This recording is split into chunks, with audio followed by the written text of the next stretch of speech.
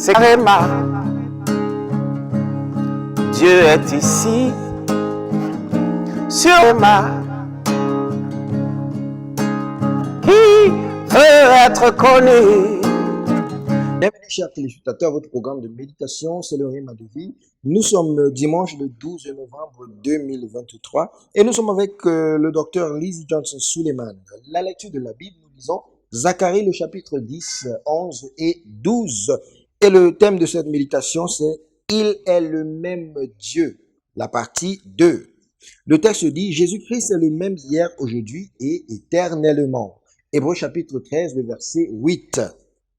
Écoute-moi, enfant de Dieu, les situations de la vie peuvent changer et les batailles peuvent survenir de diverses formes contre toi, mais tu as le même Dieu sur le trône pour les vaincre toutes.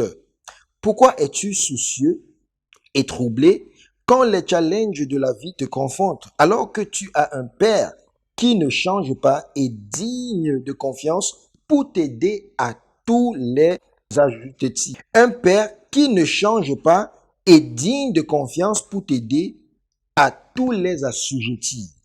Même lors d'une invasion soudaine de l'adversaire, le Dieu du ciel a déjà préparé une bannière fixée contre lui pour son esprit, par son esprit, autant pour moi.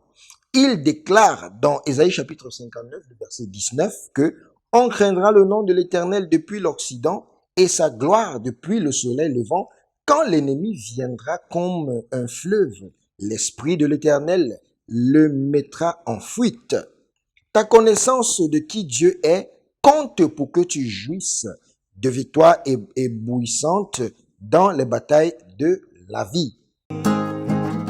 C'est Réma. Dieu est ici, sur Réma. Lorsque tu t'armes avec ce qu'il a fait dans la vie des autres, même dans ta vie, et de ce qu'il est capable de faire, tu vas réaliser qu'il est cette aide toujours présente en temps de besoin. Tu vas savoir que s'il a dit une chose, il est capable de faire parce qu'il est le même Dieu sérieux sur ce qu'il dit et qui déclare ce qui est sérieux.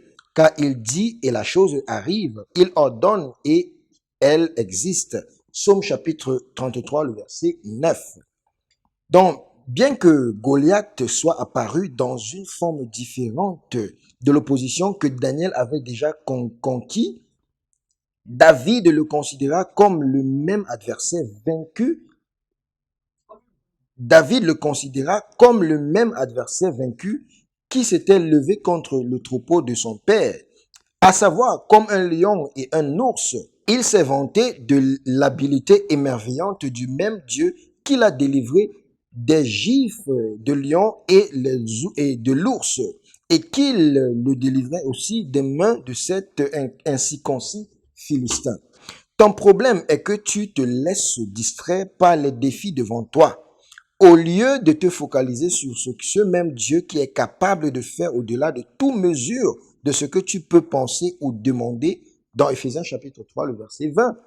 Et qu'il n'y a aucun aspect de la vie qu'il n'a pas déjà démontré sa grande puissance.